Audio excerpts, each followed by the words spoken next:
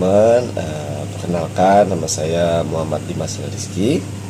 Di sini saya ingin sedikit sharing aja nih tentang apa yang saya dapat dan apa yang lebih saya pahami selama kurang lebih 1 semester ini di Universitas Dian Nusantara dengan prodi Ilmu Komunikasi.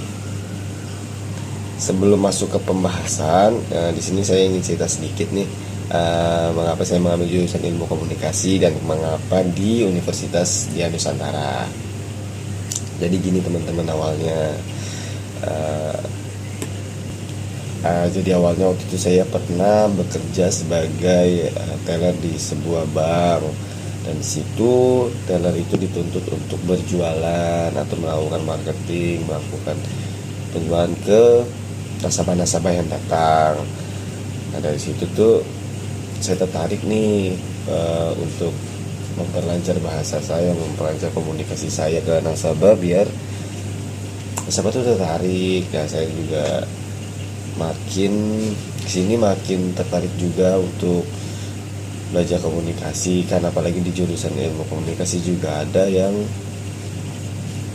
markom ya, marketing itu. Nah, makanya saya mau coba ngambil di komunikasi, padahal sebelumnya saya pernah kuliah juga ngambilnya akuntansi, cuman untuk sekarang sudah tidak minat karena otaknya sudah tidak sampai ya teman-teman ya. Nah, kenapa di Universitas Undira? Karena sebelumnya saya nyari-nyari tempat kuliah itu yang fleksibel, karena saya kan kerja shifting, jadi gak bisa yang saya ngambil di hari Sabtu doang atau malam doang, itu saya gak bisa karena setiap bulan itu jadwal saya berubah-ubah, bisa masuk siang, bisa masuk malam, bisa masuk pagi. Nah, pas saya cari di online ternyata ada nih Universitas Undira yang waktunya bisa fleksibel, saya bisa ngambil di hari Sabtu, atau misalkan saya nggak bisa di hari Sabtu, saya bisa ngambil di hari biasanya. Nah, itu saya tertarik, saya datengin dan ternyata bagus. Ini langsung saya ngambil di sini. Oke. Baik teman-teman, kita langsung aja masuk ke pembahasannya ya. Sebelumnya udah pada tahu komunikasi kan ya. Komunikasi kan itu adalah proses penyampaian pesan oleh komunikator kepada komunikan. Selain itu, pesan dalam komunikasi memiliki 2 aspek, yakni yang pertama adalah isi pesan atau the content of message, dan yang kedua adalah lambang atau simbol. Secara konkret, pesan adalah pikiran atau perasaan, sementara lambang adalah bahasa. Nah, untuk materi yang lebih saya pahami atau yang lebih saya senangi lebih tepatnya ya, itu komunikasi massa. Kenapa komunikasi massa? Karena untuk zaman sekarang terutama nih untuk kaum muda ya, pasti lebih sering menggunakan media massa sebagai alat untuk pertukaran informasi atau mendapatkan informasi itu sendiri. Nah, untuk komunikasi massa itu atau mass communication merupakan komunikasi yang ditujukan kepada halayak luas atau masyarakat umum. Komunikasi massa dapat terjadi dengan menggunakan berbagai media sebagai saluran komunikasi tersebut. Media yang digunakan pun beragam, mulai dari cetak, audio, visual atau audio visual, dan media luar ruang.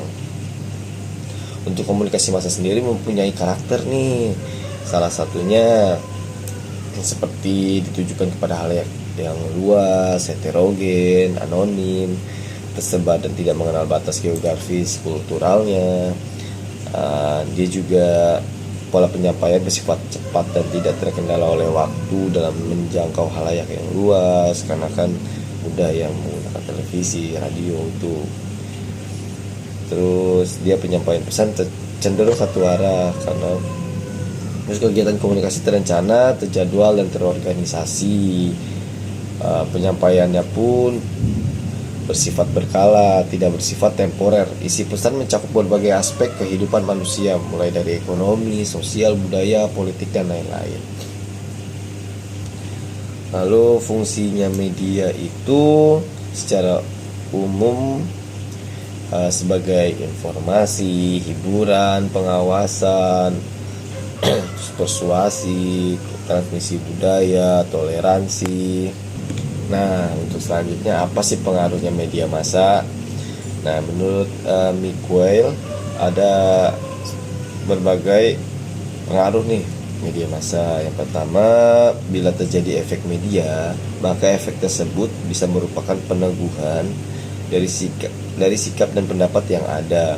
Makin besar monopoli komunikasi massa, makin besar kemungkinan adanya perubahan pendapat.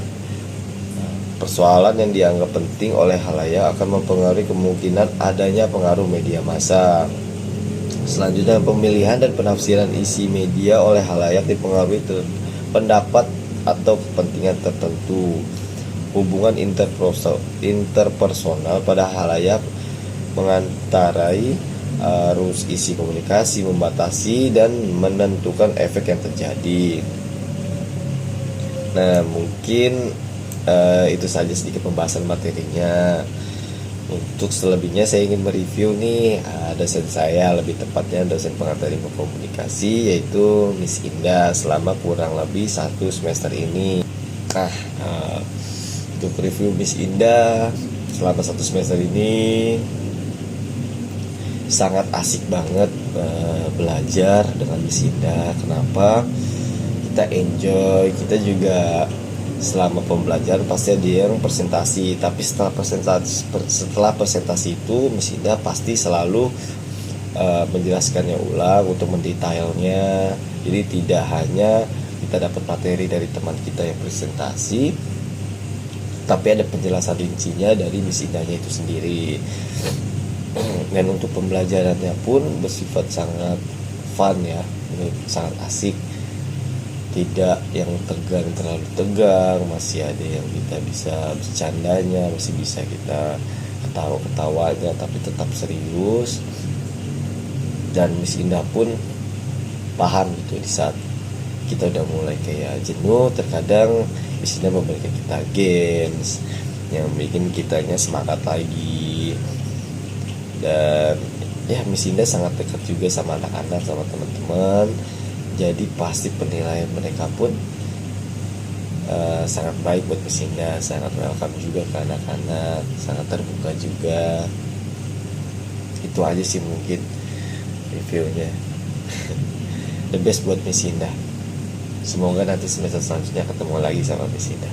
Terima kasih banyak. Assalamualaikum warahmatullahi wabarakatuh.